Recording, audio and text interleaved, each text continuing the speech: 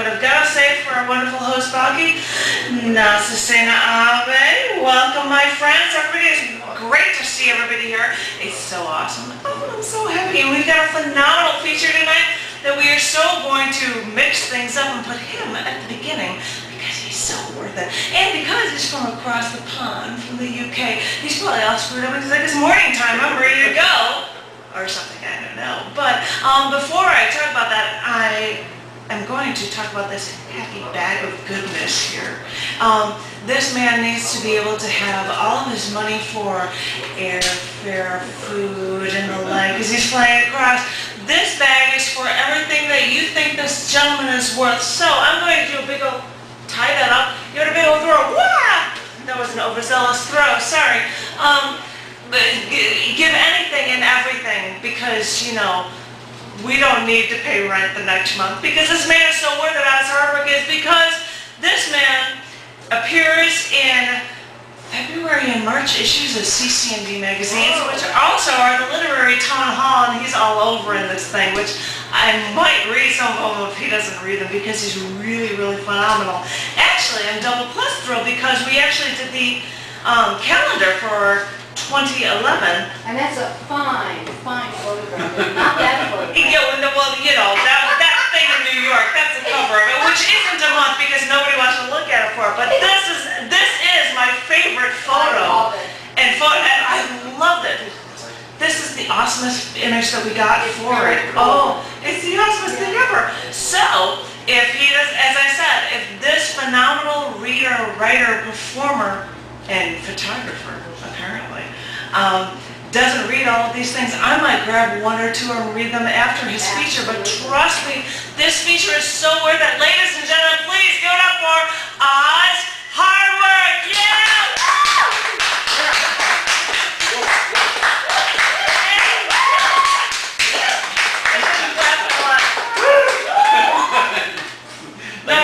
Now I gotta take all the... Oh, you want this one? You promised me my boat. Oh, that's your boat, sorry. Thank you.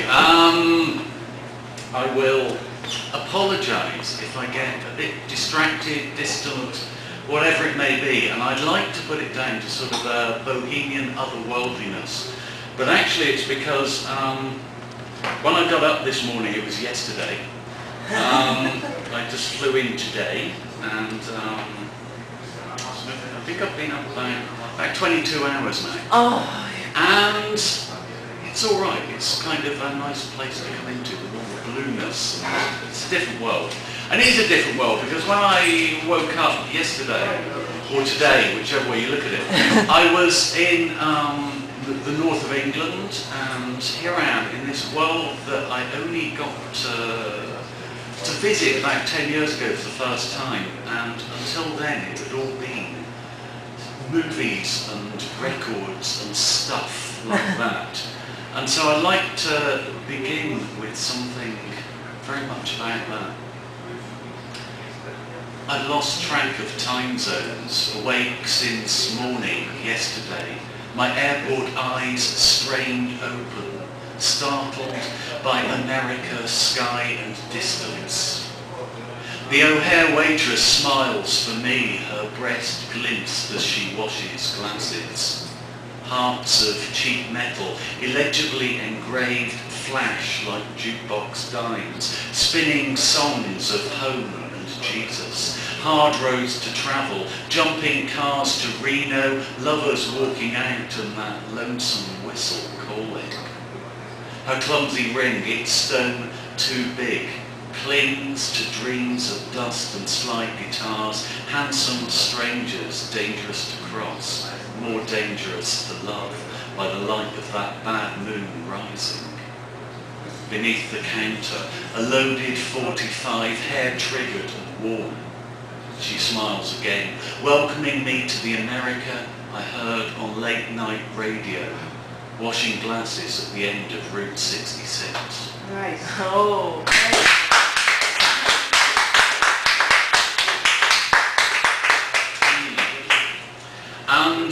And it's a great pleasure. So I visited here and did the open mic last year, and it's very nice to come back and get a little bit, you know, a little bit longer and a little bit more to do.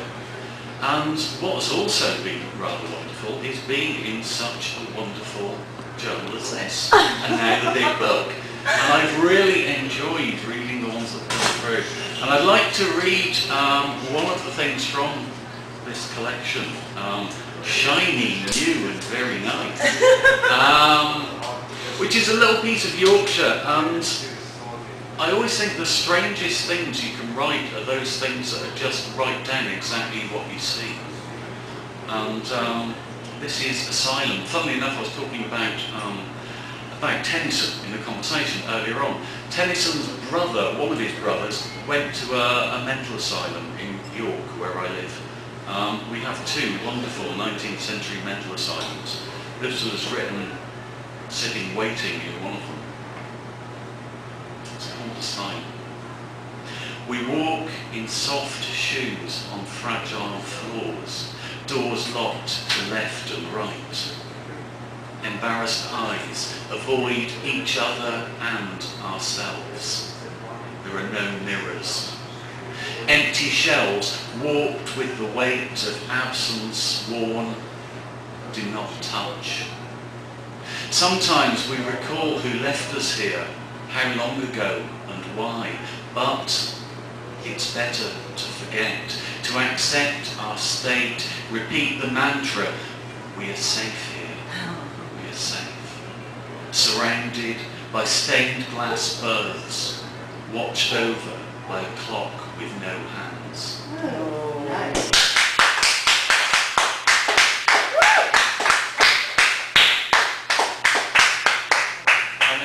Thank you. I mentioned films and music and so on. I love old movies, very much so. This is one to my. This one's written for my wife, who hasn't come with me on this trip. So I'm just passing through so quickly and back. How long are you in town for? Till Thursday, and that's it. Passing through to a conference along the way over the other side of the lake. This one's for my wife, and it's called Monochrome, about those wonderful art films. Ooh, a motorbike starts up dramatically, yes. James Dean there. Too late. Oh no. I don't want colour. I want romance in black and white. Lights low, your Clara Bow lips parting in a smile, in a dangerous kiss. No dazzling technicolor extravaganza, all singing, all dancing. You know how to whistle, don't you? That's enough. There's no need to paint the leaves. Gaslit streets will be our Sherwood Forest. We'll do our own stunts, share cigarettes and leave no clues as we make our getaway in a black sedan, roads scrolling unconvincingly behind us. Back down the rainbow, leave the yellow brick road behind, kick off your ruby slippers and dance in the Trevi fountain, Parisian dives, high above Manhattan.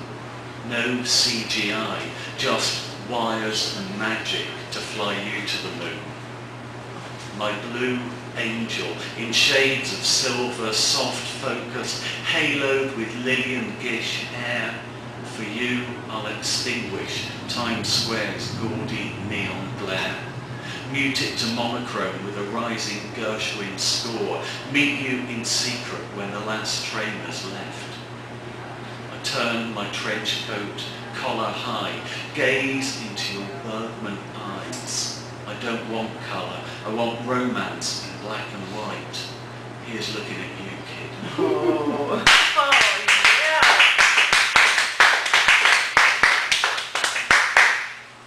A little bit of romance there. I'd like to read another one that's about a little bit of romance, and it sort of came from, I was visiting a place called Menton on the Mediterranean, where the bright young things of glamorous early 60s France used to hang out and go on the yachts and look wonderful and so on.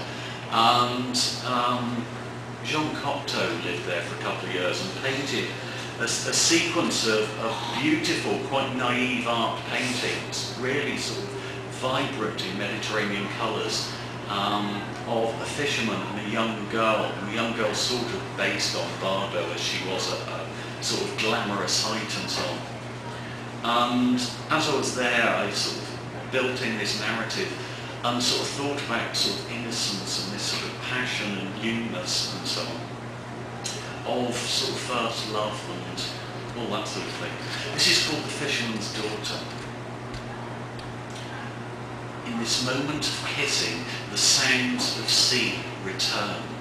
Those voices of dreams whispering your life, always filling even the most profound silence. Louder than your heart when you ran across sand, rushing headlong to this still moment of touching lips.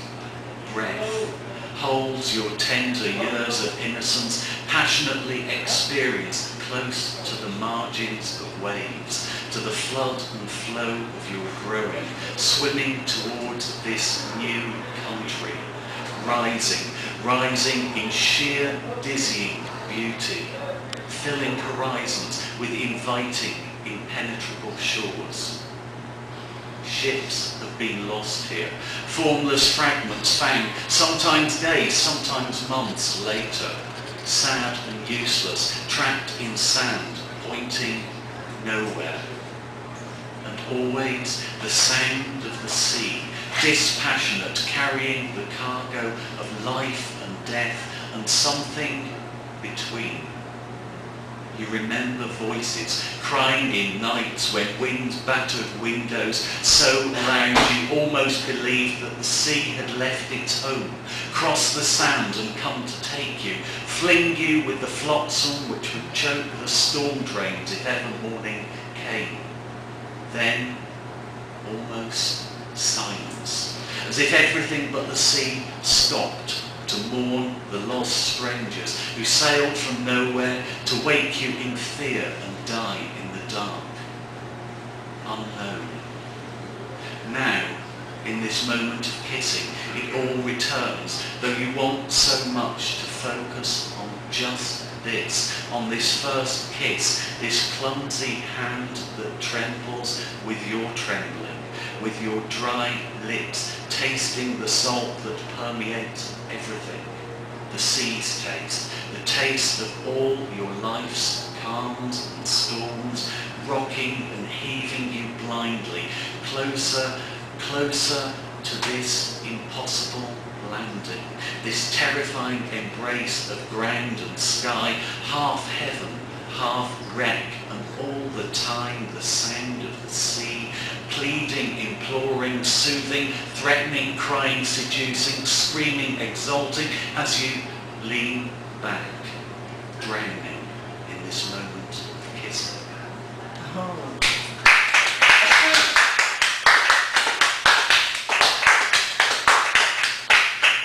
Thank you. One of the items that was waved about earlier was the calendar.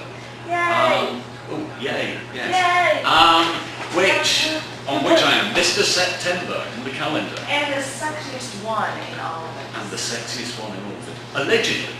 I think so. Yeah, the poem that goes with that is another of those things just casually observed. And I have no idea about US libraries at all. There are some wonderful private libraries in Britain that you subscribe for the year and you go in and it smells of books and they're beautiful. And I was reading in one in Plymouth about 2 weeks ago, which is a wonderful little place. And this one was written about the one in Leeds, where I work, in the north of England. And it's called The Secret Library.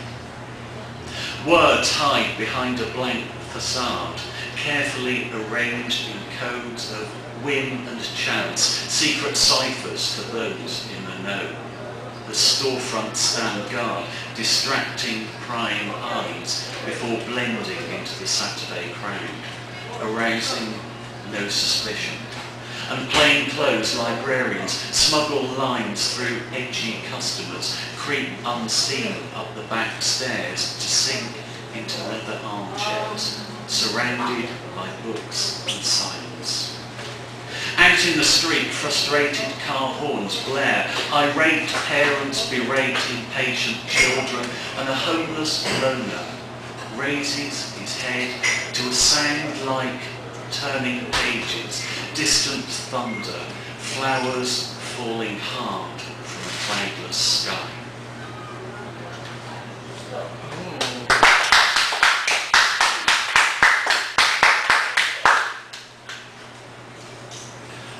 I'm far from one to endorse the idea of the tortured artist. I think it's a pernicious myth, and nothing wrong with being happy and floating. Having said which, we go into dark spaces occasionally, and out we come. And we bring back something that we hope was worthwhile when we come back from that place. This is, and I will confess to this one because I know there are people here who don't like rhyme. This is a strict sonnet, but I hope it's not too clumsy. And it's about that place that you go and come back. And the sea features quite prominently in the things that I write because I grew up by the sea, and you just have that in the back of your mind, and the taste of the soul never leaves your lips and so on. And this is called The Seafarer's Return. My salt-caked sea chest is heavy with shells and stones gathered from empty beaches. Rough guides never mention such places. Dangerous tides deter all but the most determined.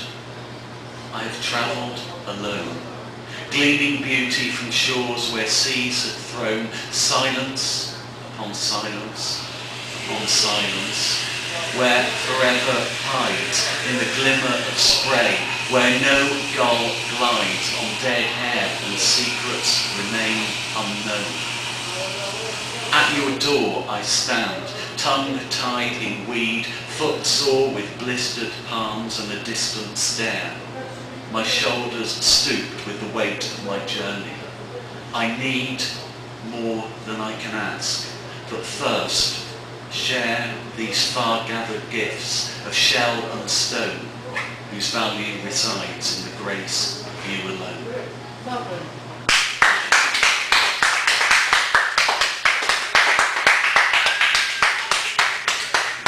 If you will permit me one last little prose poem that doesn't rhyme at all.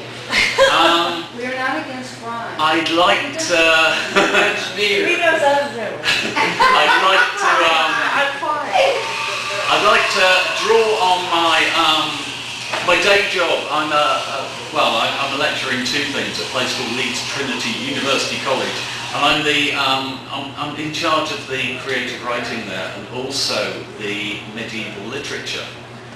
And I'm fascinated by the Middle Ages and the strange language thereof.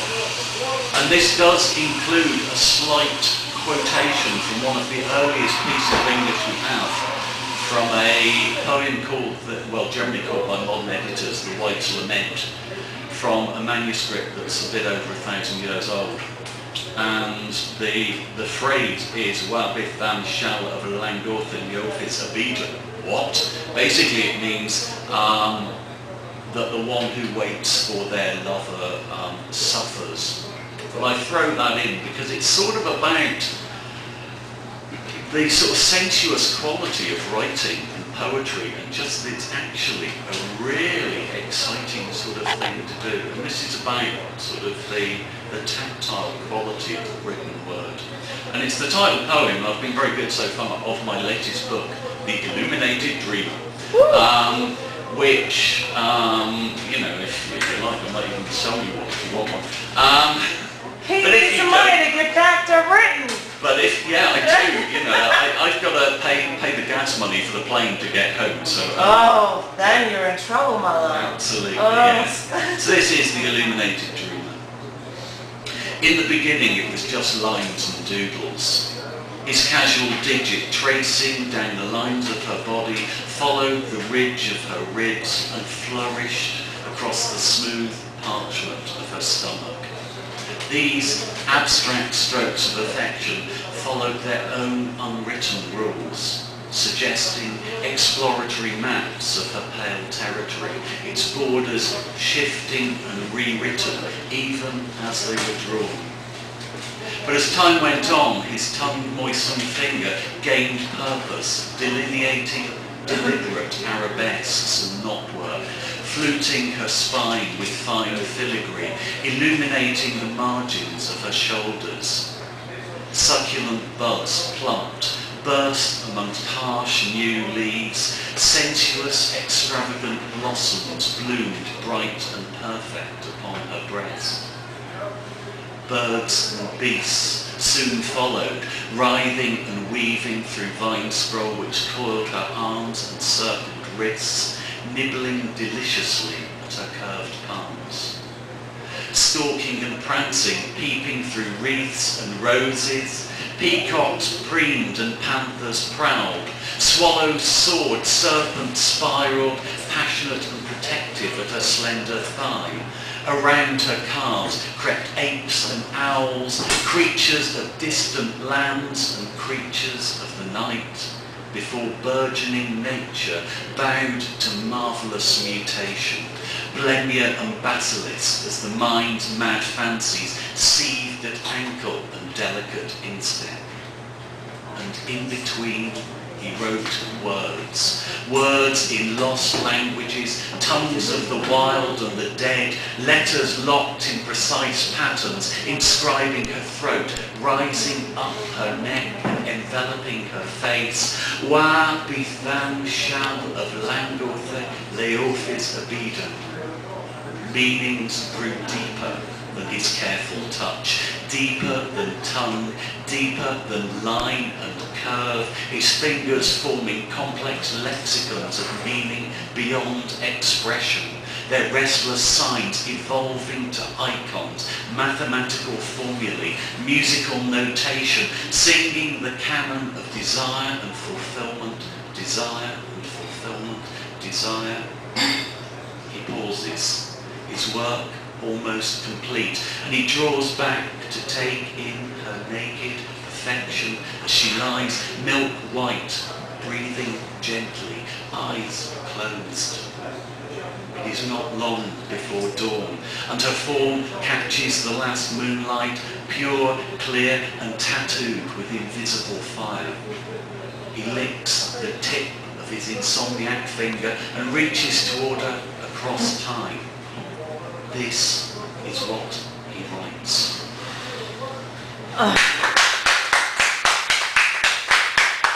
Thank you. Yeah! Oh, lovely. I didn't think that was loud enough, ladies and gentlemen. Give it up one more time for Oz Hardwick.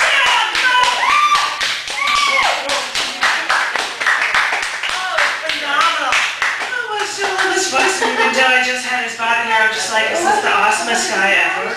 It's just, yeah, you got women over going, yes. That's the awesomest guy ever. Oh, I swear to God, this is the coolest thing. This is a very strange evening at the cafe because we're doing everything backwards and we get to have our feature first.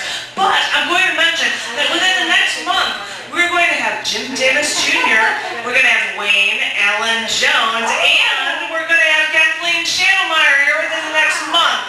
So if you want to know any details about it, go to chaoticarts.org/thecafe, which you can find out a ton of information about features and podcasts and everything, because this is going to be official and be up for the next week. And in just a few minutes, we're going to have our open mic. So ladies and gentlemen, thank you again, Oz.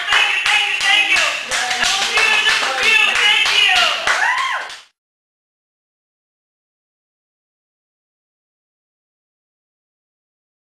Thank you. I've never tried reading this one aloud, so we'll see if I can do it or not. It's called A Piece of America, which was one of those statements that came up in an advert whilst somewhat tired after a flight in an anonymous motel somewhere in Michigan that I can't quite remember. And it's a bit of a conflation of various times that has happened in my life. I seem to have spent a lot of time in O'Hare Airport and in random bits of sort of quiet, sleepy Michigan. Grand Motel in the Midwest. Grand Rapids maybe, though it's not too grand and nothing's moving at all. Snowbound. Casual conversations with a few other guests dried up after the first night, with nothing to talk about but the weather, and that stayed the same.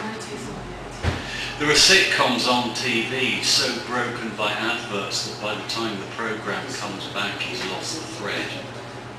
The other option is the news, which is all about the weather, and that stayed the same. On balance, the ads are the best thing gone, full of false hope and cynicism, with slogans almost haiku-like in their sadness. Own a piece of America and see your life change for the better. The airport is tantalisingly close, but who knows when the next plane will leave. So here he is, drifting between adverts on TV and blank snow through the window, trapped in a small piece of America where the dream has become recurring and everything stays the same. He's running on 2 timescales, 6 hours apart, phoning in the gap between disjointed patterns of work and sleep, making tired conversation with nothing to say. But now, in the early evening, it is her small hours and she will be sleeping. On a whim, with something like recklessness and something like desperation, he picks up the phone, pushes 9 for an outside call, and hits numbers at random. What will the response be? Confusion? Indignation? Fear? It doesn't matter, he just needs to hear a voice. A ringtone, then silence, but not true silence. Instead, it is a silence crackling with distance, the echo of falling snow, and everything staying the same.